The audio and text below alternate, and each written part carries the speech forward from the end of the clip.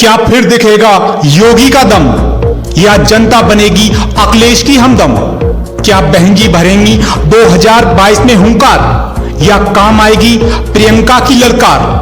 चुनावी दंगल की हर खबर होगी अब खबरची न्यूज पर, क्योंकि हर खबर इधर।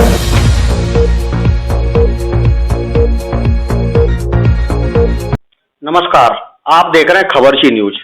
चुनावी साक्षात्कार की श्रृंखला में आज हमारे साथ मौजूद हैं डॉक्टर राघवेंद्र शर्मा जी। डॉक्टर राघवेंद्र जी को भारतीय जनता पार्टी ने बरेली की बिथरी चैनपुर सीट से अपना प्रत्याशी घोषित किया है। डॉक्टर शर्मा शुचिता, सादगी और सहजता की राजनीति की मिसाल माने जाते हैं। लंबे वक्त से संघ और भाजपा का झंडा उठा रहे हैं।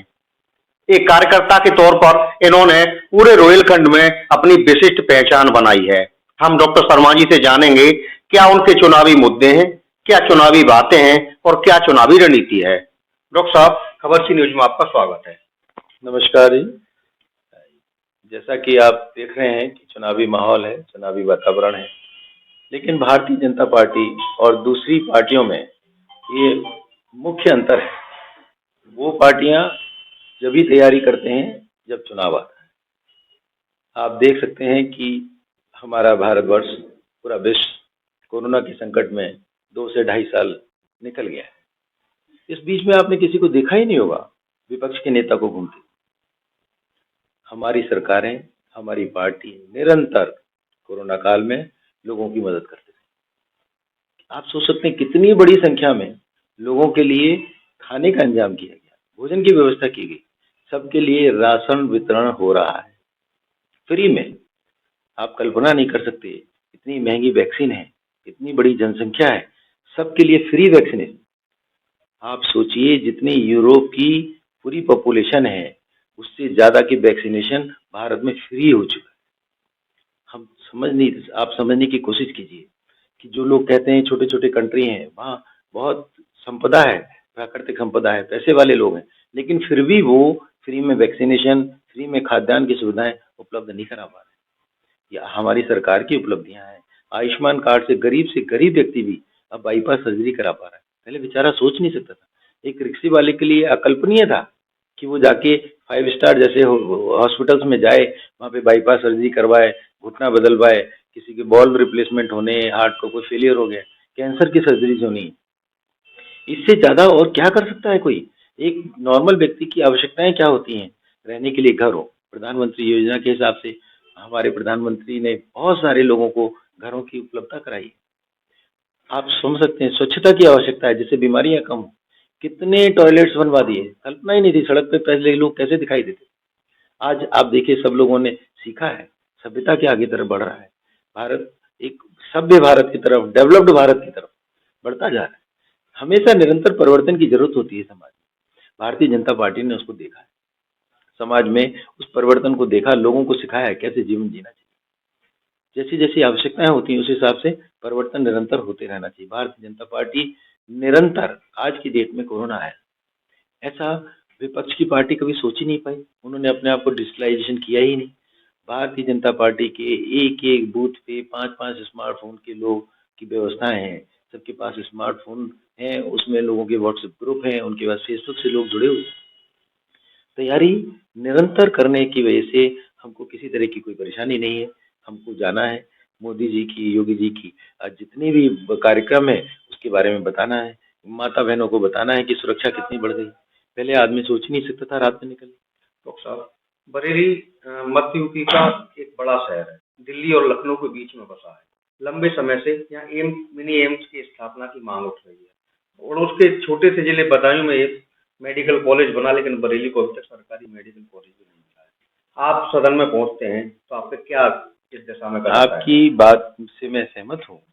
मेडिकल कॉलेज बदायूं में है। बदायूं में उसकी आवश्यकता बरेली से थोड़ी ज्यादा थी। कारण क्या है, वहाँ पे उच्च स्तरीय सुविधाएं प्राइवेट में भी नहीं थी, लेकिन बरेली में यदि आप देखेंगे उच्च स्तरीय सेवाएं, सभी तरह की सर्विसेज अवेलेबल है। लेकिन यहाँ पे जो 300 बेडेड हॉस्पिटल बना है, आप निश्चित ही मानिए, यदि मैं सदन में पहुंचता हूँ तो वो सुपर स्पेशलिटी हॉस्पिटल बनेगा ही। आपको यहाँ पे बाईपास सर्जरी होती दिखाई देगी, ये बिल्कुल निश्चित मानिए। डॉक्टर साहब, बरेली की बिथरी चैनपुर सीट बेहद काट छांट की राजनीति वाली मानी जाती है। भारतीय जनता पार्टी ने अपने पूर्व के विधायक का टिकट काट के आप पर भरोसा जताया है। आप किस तरह से सबको साथ लेकर आगे बढ़े? जैसा आपने बताया कि जो बिथरी का एरिया है, लोग कहते हैं कि काट छाट की, गुंडागर्दी की, लेकिन सच ये है यहाँ पे किसी को इस तरीके की व्यवस्थाएं है नहीं। लोग शांति प्रिय है, शांति प्रिय लोगों को पसंद करते हैं। यहाँ पे किसी तरह के कभी दंगे वगैरह के साथ हुआ ही नहीं। हमारे पूर्व विधायक जी ने भी बहुत अच्छा काम किया। कोरोना में उन्होंने बहुत सारे लोगों की मदद की और इसीलिए विपक्ष कहीं था ही नहीं। और जो क्योंकि बड़े भाई की तरह है मेरे, उन्होंने जो काम किया है मैं निश्चित ही उसको आगे बढ़ाऊंगा और उससे काफी अच्छा करने का प्रयास करूंगा। जैसा निरंतरता मैंने आपको बताया, बदलाव की निरंतरता का वो आवश्यकता है समाज की, क्योंकि कोई व्यक्ति काम कर रहा है तो वो उसकी सोच थी, एक कोई नया व्यक्ति आएगा उसकी अपनी एक नई सोच होती है, निश्चित ही और नई सोच में कुछ ना कुछ डिफरेंट दिखाई देगा, ऐसा मेरा विश्वास। डॉक्टर साहब, हमने 46 वर्ष के एक बहुत बुजुर्ग कार्यकर्ता को भी भारतीय जनता पार्टी में बड़ा सम्मान हासिल करते देखा है। गाजियाबाद में तेलूराम काम्बोज को 86 साल की उम्र में भारतीय जनता पार्टी ने मेयर बनाने का काम किया था। कैसे ही आप नौजवान जोश के रूप में आज आपको एक कार्यकर्ता के तौर पर भारतीय जनता पार्टी ने टिकट दी है, पार्टी के लिए क्या कहना चाहिए?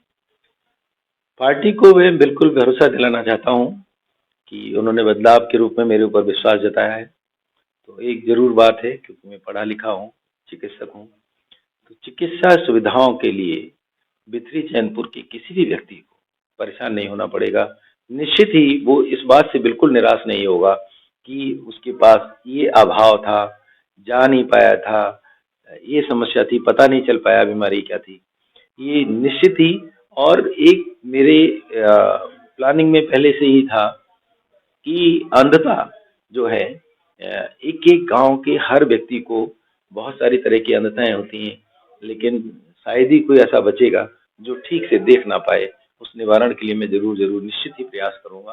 उसका राजनीति से भी कोई लेना देना नहीं था, लेकिन मेरे मन में बहुत दिनों से ऐसा था कि एक तो कैंसर हॉस्पिटल की स्थापना बरेली में होनी चाहिए, क्योंकि उसमें बहुत सारे लोग इलाज से वंचित रह जाते हैं, जा नहीं पाते हैं। गाँव का आदमी दिल्ली लखनऊ जाने से थोड़ा सा सब चाहता है। दूसरा, अंधता एक ऐसी चीज है, गाँव के लोग, गरीब लोग उसको इग्नोर करते हैं, चश्मा तक नहीं बनवाते हैं। ऐसा नहीं कमी है, लेकिन जानकारी की कमी है। उस जानकारी को मैं बढ़ाऊंगा और निश्चित ही उनके जीवन में एक नया उजाला लाने का प्रयास करूंगा। बहुत बहुत धन्यवाद। हर खबर देखने के लिए सब्सक्राइब करें हमारा चैनल खबरची न्यूज।